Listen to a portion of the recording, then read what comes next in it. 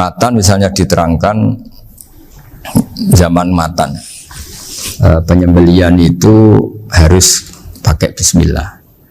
Kalimat harus ini harus dengan arti taruhan sah tidak sah, apa harus sebagai etika, apa harus sebagai supaya kebiasaan baik ini bertahan. Saya ulang lagi ya, misalnya Pak Arifin dawuh teng jenengan cung nyembelih pitik kudu maca bismillah. Kalau kamu memotong hewan harus baca bismillah. Kata harus itu apa artinya syarat sah? Sehingga kalau tidak baca tidak sah. Apa keharusan dalam makna etikanya harus baca bismillah. Jadi urusannya hanya apa? Etika atau afdoliyah.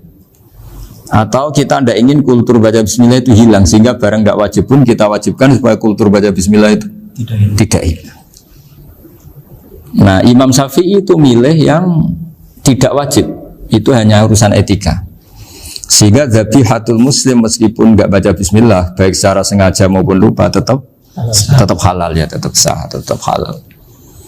Tapi beberapa ulama mengatakan baca bismillah itu wajib dan menjadi syarat sah. Ya kira-kira karena pamit tadi, yang beri nyawa itu Allah, kok apa yang menghilangkan nggak pamit, sudah menghilangkan nyawanya ayam dimakan lagi. Wah itu selingkuhannya kan masih marah itu. Selingkuhannya, pacarnya, anaknya, cucunya itu kan marah itu. Tapi kalau pamit yang punya kan nah, lupa kalau ayam cantik yang pas kamu sembelih itu lanangannya kan mangkel itu. Kalau kebetulan sudah tua kan karep-karepmu kan gitu. Jadi apa? Itu yang tahu Sarah. Saya ulang lagi, yang tahu Sarah, karena ini sudah jelimet. Sudah jelimet. Sehingga nggak ada kitab matan yang Indo kecuali disarai. Dulu ada kitab namanya Takrib, karangannya Abi Suja. Terus disarai kecil sekali oleh Fathul Qorib, ya, oleh Ibnul Qasim Al-Huzi itu. Terus disarai lagi oleh Bajuri. Jadinya Bajuri itu sudah sarhun ala sarhin warifin, ya, sudah sarhun ala sarhin, bukan sarhun ala matnin tapi sarhun ala sarhin. Nah, kenapa memang kita butuh itu? Saya ulang lagi, kita butuh itu. Nah, kenapa butuh? Ya karena mau tidak mau. Saya ulang lagi, mau tidak mau. Karena matan itu seperti itu. Misalnya matan cerita, yang dikatakan menyembelih itu apa? Ya nyembelih itu ya nyembelih itu memotong hewan. Terus motongnya dari mana? Kalau kamu motong hewan dari mana coba? Dari belakang atau dari depan? Dari mana? Depan misalnya. Pertanyaannya, ketika dari depan itu paling penting terpotong al-hulkum wal mari misalnya. Yang satu majrur to'am, yang satu majrur ruh, kayak gitu, majrur nafas. Tapi andekan dari belakang gimana? Tapi tetap terpotong. Mulai ribet kan? Kalau kubu sebelah kan enak, pokoknya nggak sunnah Rasul seperti itu, nggak mau debat. Tapi kita tidak, cara berpikir tidak gitu. Ini kan status hukumnya halal apa haram ketika ada orang motong hewan dari belakang.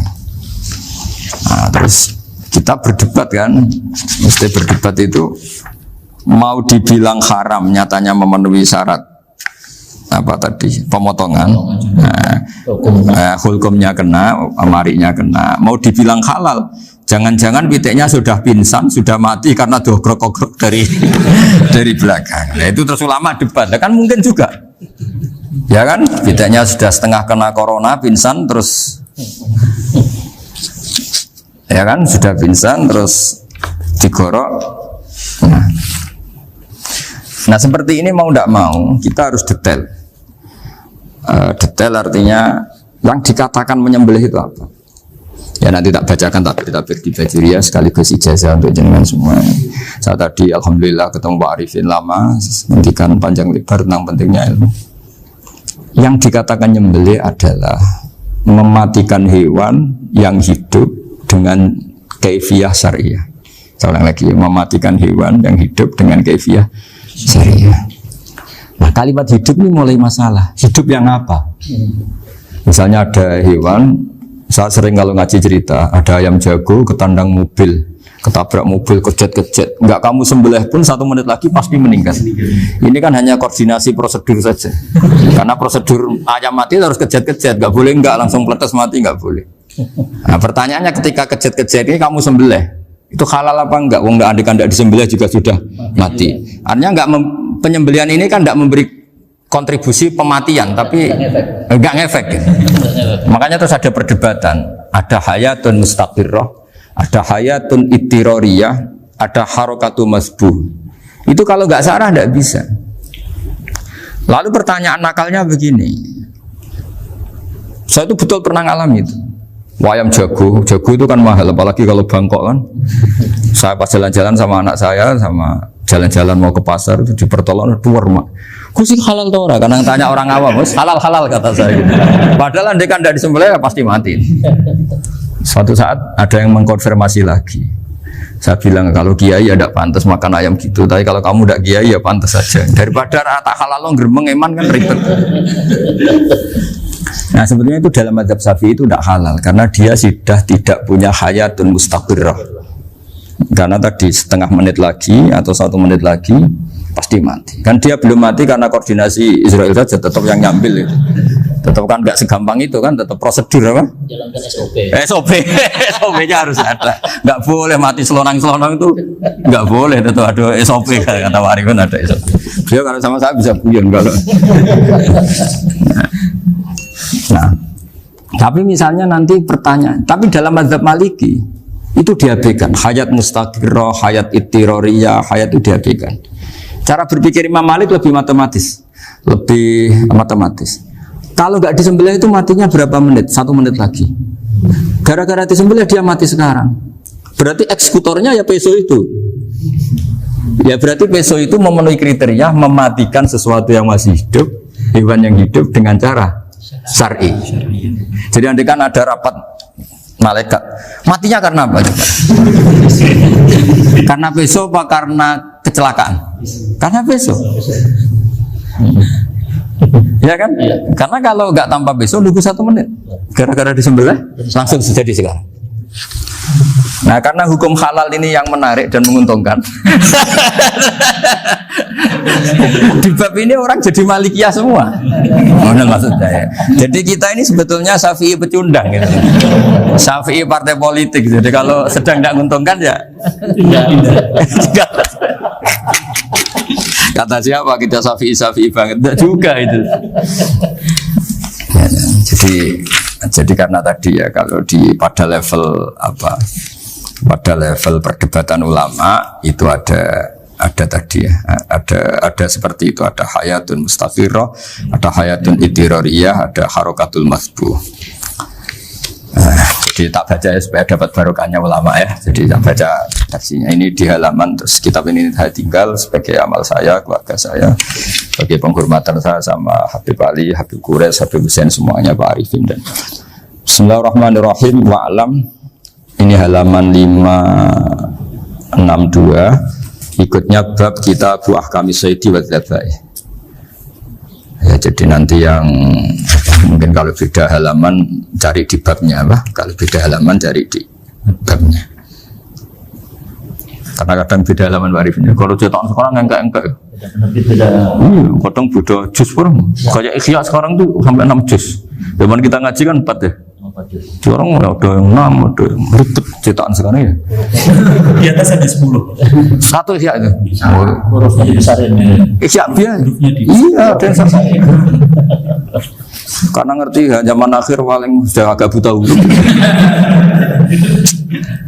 Saya tuh dulu punya guru terakhum sudah sepuh. Itu baca gini nggak bisa, Pak. Jadi kalau di kelas harus dituliskan pakai spidol. Mulang Minhajul Abidin, sudah sepuh sekali. Kalau ngajar itu nggak bisa jalan, udah pakai becak. Itu yang nulis agak kurang ajar. Nulis CDE gitu pebar.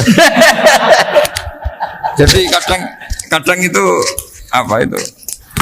Beliau masih semangat, tulisannya habis. Lo kok sentek ceng? Terus, ya wes. Jadi nulisnya di HVS baru dulu. Udah cepat selesai. Iya. Nah kalau beliau pakai kitab sudah nggak berso itu. Anak-anak wah nulis sidik benang ber. Saya ulang lagi ya. Jadi yang mau saya baca tadi itu logika fikih ya. Fikih itu berpikir ya. Di mana-mana namanya menyembelih itu apa? Dari hidup dimatikan dengan kaifiyah syariah. Kaifiyah syariah ini tidak boleh kamu nyontohkan harus disembelih, keliru juga. Karena untuk hewan yang berat atau hewan liar cukup dipanah asal ma'an harodama yang bisa ngalirkan apa? Darah. Jadi makanya saya umumkan bikefiatin syariah Pak Arifin kan tidak harus motong kan bentuknya. Kalau hewan liar kan atau sapi kurban liar kan, sapi kurban ucul liar kan boleh dipanah, boleh macam-macam. Nah kalau tembak bisa diperdebatkan karena ada unsur api Pak Arifin. Jadi bisa debat. Meskipun ada yang bilang boleh tapi bisa debat lagi kan? Karena ada unsur apa? Api Pak Arifin. Iya.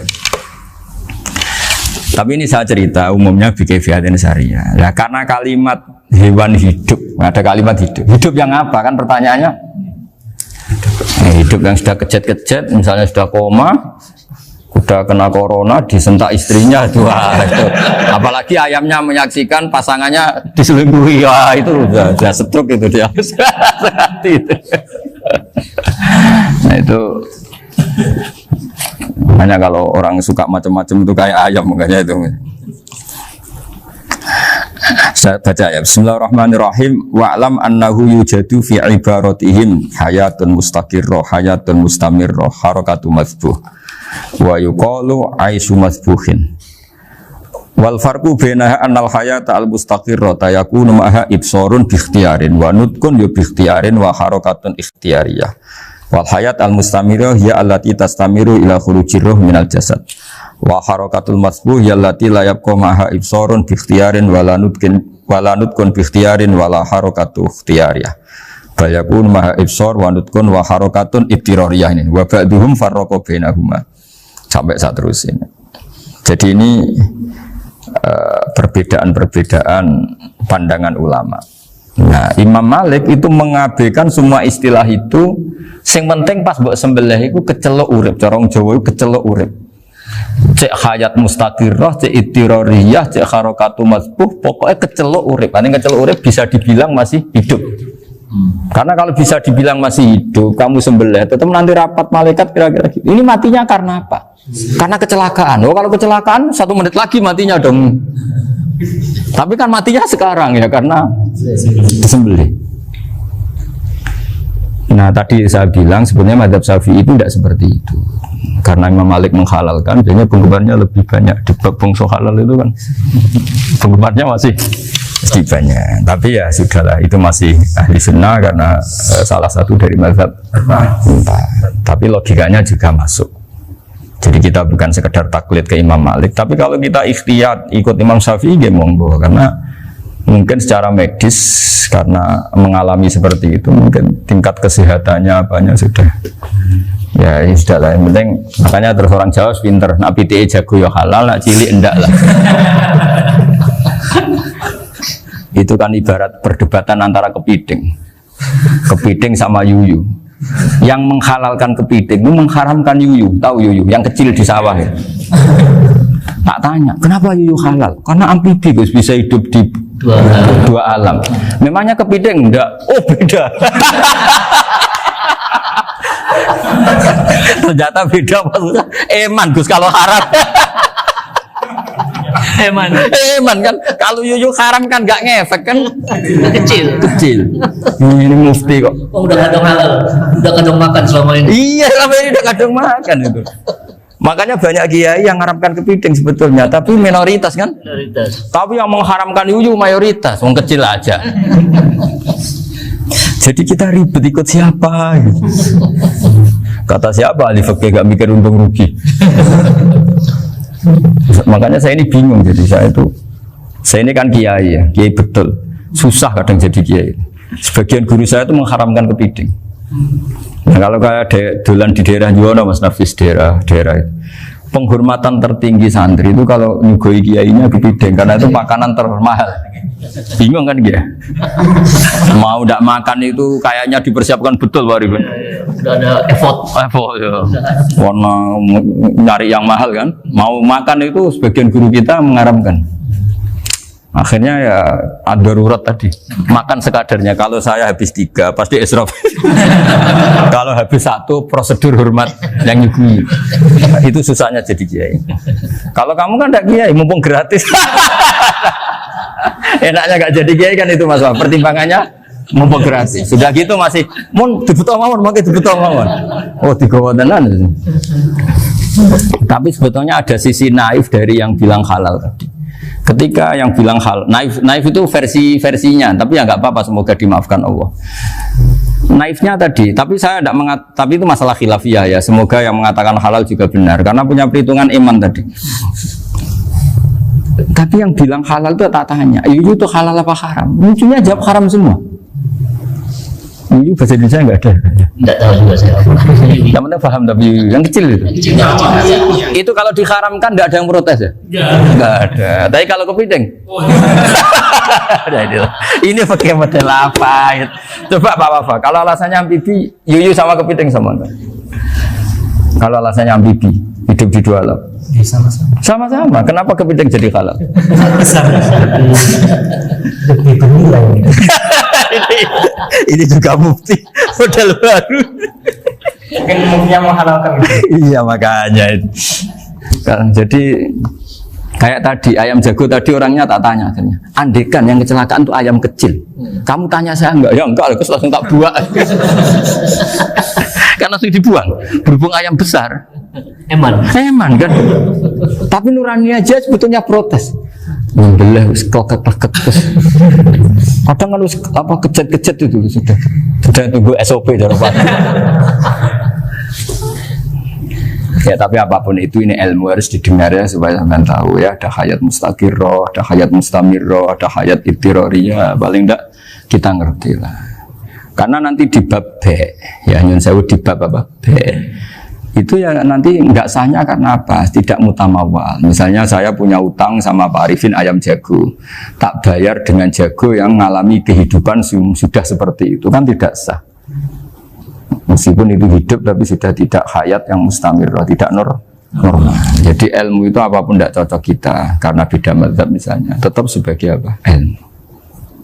Jadi jangan pernah anti ilmu meskipun kita tidak cocok. Dulu saya itu heran sama Abu Hanifah karena membolehkan merujuk wakaf.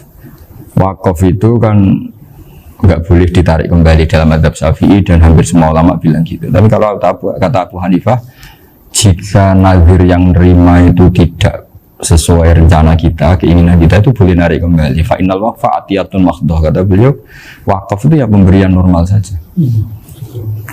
Suatu saat ada peristiwa gini Pak Arifin, ya, ada orang kaya raya mewakafkan tanah itu senilai kalau nggak salah itu 60 miliar. Singkat cerita beliau bermain apa gitu, bisnis apa itu bangkrut, kemudian itu belum disertifikatkan wakaf, kemudian nggak ada yang disawang Coro Jowo, nggak ada yang dilihat, terus mau dibeli sama nyuwun sewu sampai yang mau beli yang mampu itu non muslim. Singkat cerita ada orang kaya muslim yang mau beli itu tapi ada problem karena itu wakaf. Tapi kalau nggak dibeli itu malah dibeli non muslim. Tanya saya jawab nggak apa-apa dibeli saja, ikuti mazhab Abu Hanifah. Karena kalau mazhab Syafi'i itu nggak sah semua pembeliannya. Tapi apa artinya mazhab kalau kita berpikir nggak sah tapi yang jual melakukan? Nah itu yang nggak dipikirkan oleh orang-orang fikih yang di Menara Gading. Apa gunanya kita bilang nggak sah, tapi yang punya tanah tadi tetap menjual karena tidak mengindahkan hukum itu. Mau apa? Makanya saya bilang ke bagi tentang Gus itu nggak ada kaulnya dalam mazhab Syafi'i. Saya bilang kamu mengharamkan itu tidak ada gunanya karena itu tetap dilakukan. Jadi kita pertimbangannya ndak itu, daripada dikuasai situ mendingan kita. Nah itu sisi-sisi fikih. Makanya ini kita ngaji fikih tidak segampang itu memberi fatwa karena pertimbangannya banyak, Pak. Tidak hitam putih gitu maksud saya, ini cerita. Jadi nanti kamu ngerti. Jadi mau apa coba? Itu kan ibarat gini. Hukumnya kita ngajar perempuan itu masalah sebetulnya secara karena itu ajnabiyah. Tapi fikih mentoleransi li ajli ta'lim, karena untuk belajar enggak apa-apa. Kalau sudah jadi fakta itu ribet. Dia maunya belajar sama kamu dan sekali kamu tidak mau belajar ke yang lain yang potensi menyesatkan. Jadi fikihnya bukan masalah nazar lagi, sudah penyelamatan. Ribet kan kalau sudah begitu. Saya punya kenangan yang menurut saya itu harus jadi trauma. Siapapun harus jadi trauma. Ini cerita sedikit. Ini masih ngaji fikih pertimbangan. Ada orang itu sangat khusyuk, sangat khusyuknya di rumahnya Pak Wafa itu nggak ada TV, nggak ada motor, nggak ada apa saja. Ketika anaknya berkembang agak dewasa, itu pertama naik motor, itu ya utang jasa sama kawan-kawannya. Pertama dia ngelihat nikmati TV ya dari kawan-kawannya. Corong Jowo mbek tanggane lah. Padahal orang tuanya ini protektif justru karena banyak tanggane sing nggak pati Islami lah. Ya mereka orang Islam tapi ya nggak sholat nggak apa. Singkat cerita orang tuanya ini datang ke rumah sana nangis Mas Gus, sekarang saya ikrar bahwa mazhab abah jenengan Ki Nur Salim, bapak saya itu mazhab jenengan itu lebih hebat imam mazhab kula. Nangis dia. Dulu saya itu agak menyalahkan Ki Nur Salim jenengan karena longgar di rumah ada TV ada motor. Terus dia cerita. Ya karena anaknya ini pertama bisa naik motor. Untuk anak ABG ini kan jasa yang luar biasa. Karena dia butuh sekali bisa naik motor di pinjemin. Akhirnya walhasil anaknya ini yang saya merantau ke Jakarta kemana? Akhirnya lam yusolli wa lam yasum. Padahal anaknya ya kiai kamu. Terus tak ceritanya. Akhirnya dia tanya, kenapa sih Gus jenengan sama abah kok longgar gitu sama anak? Terus tak ceritanya gini Pak Arifin. Menurut ilmu al-insan abdul ihsan, manusia itu budaknya kebaikan. Karena utang jasanya sama anak ini, ya dia akan ingat anak ini. Sementara kenangan ibu jenengan bu amui, tidak boleh. Dia baru ngakui ya Gus saya itu hanya khusyuk tapi kurang ilmu. Tadi dia hanya berdasar khusyuk. Bocah kok main TV kan pikirannya hanya gitu. Ini cerita ilmu, saya bukan menjustifikasi manapun. Ini kan cerita ilmu Pak Arifin ya. Jadi semuanya itu ada hitung-hitungannya. Coba kalau kita terlalu stakung be anak pertama naik motor jasanya orang nggak sholat ya, pertama roh TV jasanya orang nggak sholat. Coba terikatnya anak ini sama kita apa sama orang itu? Sama orang itu. Bayangkan kalau umur ABG, kalau umur sak hari pun Pak Wafa ini nafsu astagfirullah. Gue coba tua nome orang. Gaya tok, bareng tua udah khusus gue gaya tok. Mestinya nome bodoh. Ya saya sama semua. Cuma saya akan lebih jujur jadi biasa. Jadi orang itu harus ngitung gitu. Itu kenapa Mbah Mun tuh kayak alim alama. Setahu saya dalamnya ada TV. Putra-putra ini lihat TV. Meskipun kita tidak mungkiri negatifnya TV, kita nggak mungkiri Pak Arifin ya. Tapi tadi ketika anak-anak ABG itu pertama lihat TV jasanya tonggoni. Kalau kebetulan tanggane wong soleh nggak masalah ya. Kalau enggak, itu nangis ke rumah saya itu. Nyesel dia. Nggak bisa bilang gini, ini jenengan tiang soleh, mesti anak jenengan suatu saat kembali. Coba pola jenengan harus rubah. Ini hebatnya Nabi. Ketika Sayyidah Aisyah masih kecil, minta diperlihatkan Li'bul Habasyah. Itu diturutin kan masyhur itu. Kayak apa Nabi? Karena kalau nggak diturutin, pasti Sayyidah Aisyah akan ngidolakan mainan yang lain yang di luaran sana malah. Itu karena Nabi punya kearifan tadi. Jadi ini kan ilmu, lagi-lagi ilmu. Jadi yang semua itu harus dibaca dengan ilmu. Makanya kata Nabi, ad-dunya mal'unatun mal'unun fiha illa dzikrawah wa ma'alahu aw aliman aw muta'aliman. Karena dunia ini hanya bisa dibaca dengan ilmu. Yang diridai Allah maksud saya hanya bisa. Saya itu banyak kenal menteri, kenal pejabat. Tapi saya tidak pernah melihat itu sebagai pejabat. Melihatnya itu orang yang ingin belajar agama. Karena sekali salah melihat, yang hidup itu tamaknya Pak Arifin. Yang hidup kan tamaknya. Saya kenal orang kaya kok melihat kayanya, yang hidup itu tamaknya, ingin dapat ini. Tapi kalau melihat itu sebagai hamba Allah yang ingin belajar, insya Allah kita selamat dari tamak. Meskipun kita ya manusia tidak sempurna. Setidaknya ketika dia lomo atau tidak lomo, nyalami template apa tidak ngefek, karena kita melihat ini mau belajar. Tapi kalau kamu didorong tamak, katanya orang kaya ternyata nggak tahu haknya kiai, ribet kan? Ribet. Nah kalau kamu punya santri cantik ya lihat itu sebagai santri kamu. Jangan melihat ini mau nggak sama saya, kalau enggak ya wah ya ribet kalau gitu. Ini anak-anak muda harus dilatih ikhlas, bahaya ini santri-santri sampean kalau nggak dilatih ikhlas ini bahaya. Karena ini belum punya penggemar pejabat, paling ya anak-anak yang ya tadi ABG. Jadi lah Sarah kembali lagi Sarah itu membicarakan itu detail. Jadi ya makanya kenapa orang mati yang lahir langsung meninggal itu nggak wajib disolati. Alasannya jifke ya lucu. Karena dikatakan sholat mayit di mana-mana mayit itu sabakohu hayatun. Di mana-mana namanya mati itu terdahului oleh hidup. Nah ini nggak pernah hidup langsung mati. Jadi begitu ya kadang lucu. Ya gitu aja alasannya. Kamu nyolati apa? Mayit. Kenapa kok mayit? Ya mayit itu namanya mayit Orang mati. Orang mati. Orang mati artinya pernah Hidup. hidup. Nah itu sarah. Jadi ketika matan hanya cerita wasiktu alladzi lam yastahila, enggak pernah nangis, lam yusalla alaihi. Sarah bilang mergo ora tahu urip. Kalau enggak pernah hidup berarti enggak bisa dikatakan mati. Kayak sampean miskin itu kan enggak bisa dikatakan bangkrut. ya, ya miskin aja gitu loh. Kan gitu ya. Karena nggak pernah kaya. Enggak udah kaya. Kayak Mas Nafis nggak bisa dikatakan, oh itu Qurannya lupa gimana? Nggak pernah hafal. Jadi yang dikatakan lupa itu pernah hafal. Nggak lupa nggak apa, Qurannya lupa, gaya nggak pernah hafal kok bilang apa? Lupa gitu. Nggak boleh Pak Wafa bilang saya ini bangkrut apa? Nggak pernah kaya kok bangkrut kan? Jadi semua itu ada aturannya itu. Nah itu sarah, lagi-lagi sarah. Jadi bahkan banyak yang sarhun ala sarhin. Jadi kayak kitab takrib itu disarai Fathul Qorib. Jadi Fathul Qorib itu sudah sarah. Disarai lagi baju. Nah, itu termasuk cerita itu ya. Cerita-cerita. Bismillahirrahmanirrahim. Ya, wa yakunu qad umma dzukira daf'atan wahidatan la fi daf'ataini islam tujad al hayat al mustaqira inda daf'atis saniyah amma idza wujidat al hayat al mustaqira daf'asaniyah fayakhilu al masbuhu aidan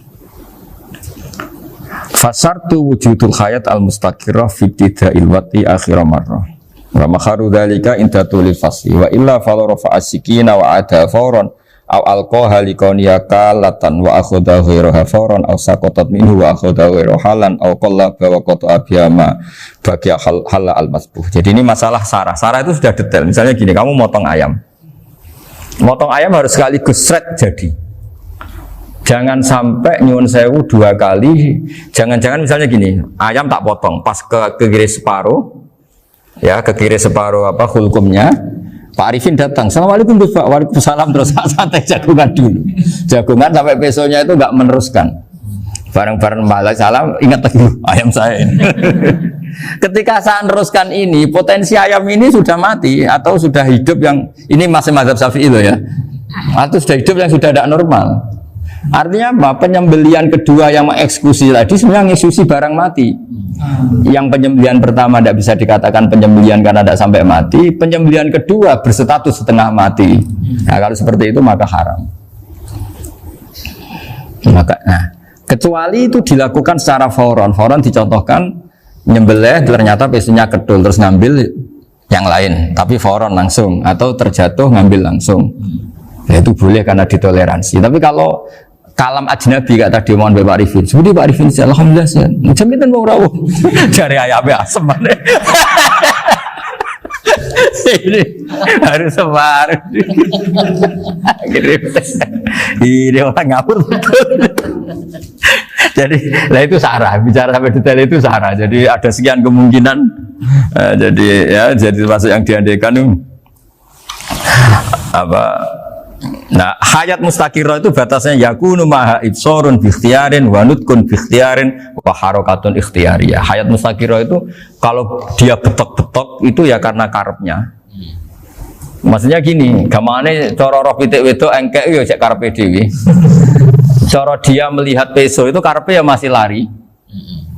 Jadi misalnya ada ayam. Ayam kita sembelih baru luka sedikit.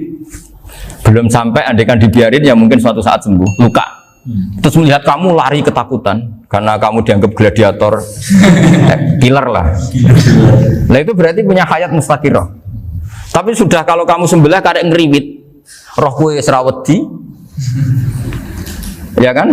Mau demo ya sudah nggak berkutik, ya dia berarti tidak punya hayat mustaqirah. Gitu.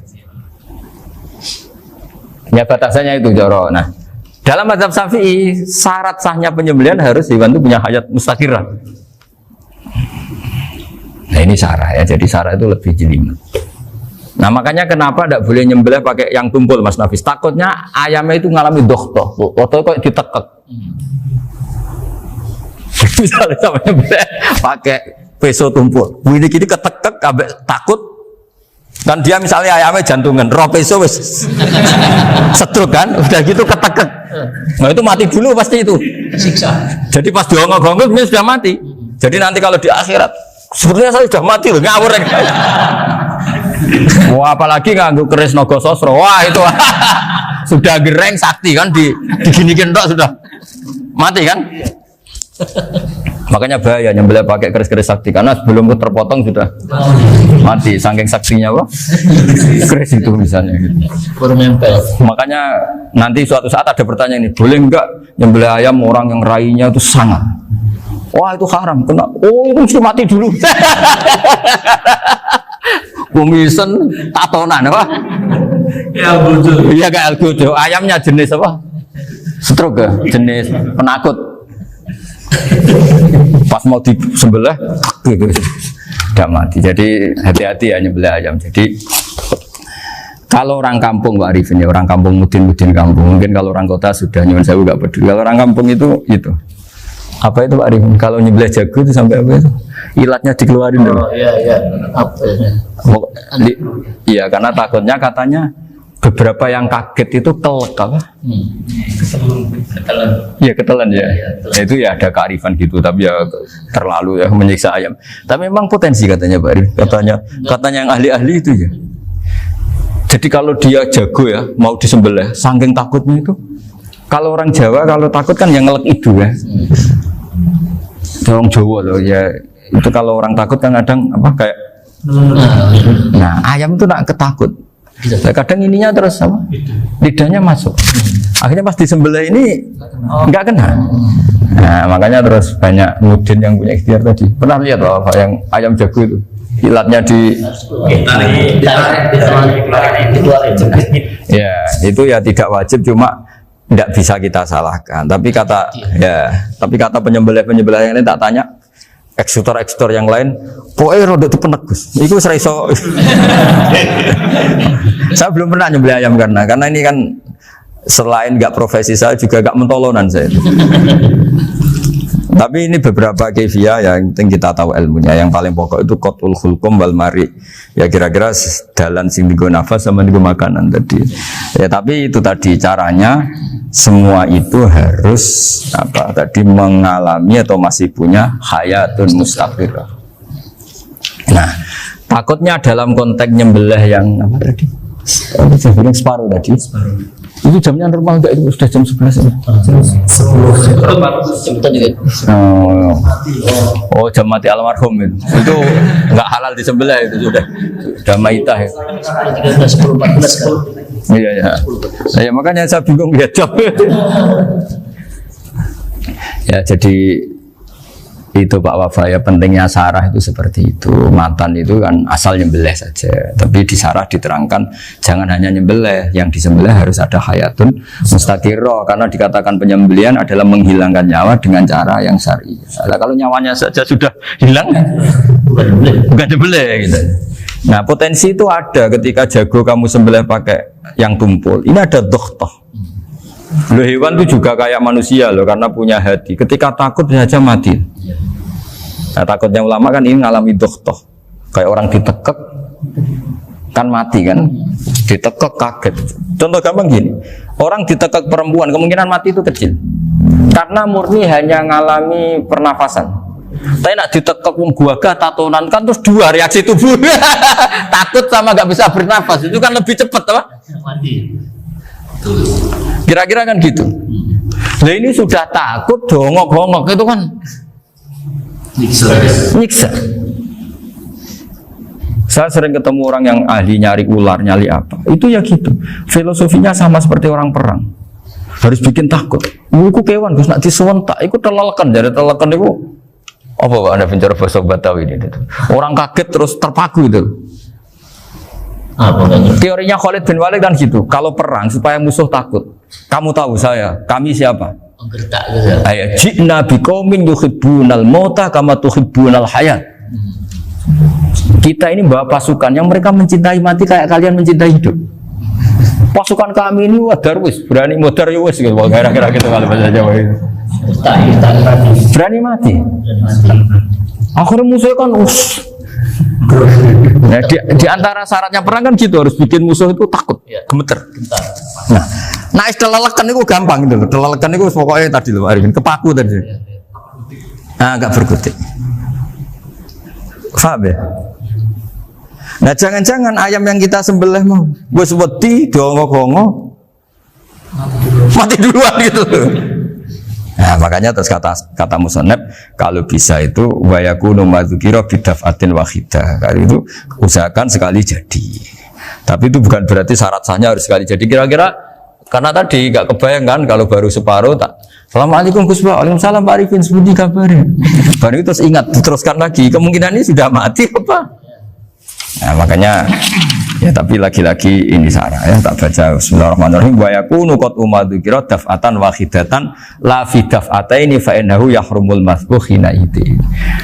Kalau 2 kali, tapi 2 kali maksudnya yang 1 kali ini mengakibatkan kematian. Dikatakan penyembelian belum sempurna, dikatakan hidup toh nanti pasti mati, berarti tidak mengalami hayatun mustaqirah. Paham ya? Jadi ini semoga dapat barokah dari para ulama. Jadi saya mohon nanti Pak Wafa, Pak Muntahar, teman-teman jangan hanya baca matan. Ya, pada level alim itu harus baca syarah karena matan itu nyun sewu tidak cukup untuk menjawab sekian kemungkinan. Nah syarah itu sono fardul masalah. Ya Pak Arif ini saya mengandikan masalah meskipun belum terjadi ya pengandaian sehingga nanti kalau terjadi kalau militer itu apa? A, B ya? Alternatif gimana? Kalau strategi itu kalau ada sekian A, B, C. Kalau A gagal B sudah siap oh, militer. Jadi kalau masuk surga pintu 1 nggak bisa itu kedua lewat teras Gus. Ini sembrono. Bagi Al-Fatihah.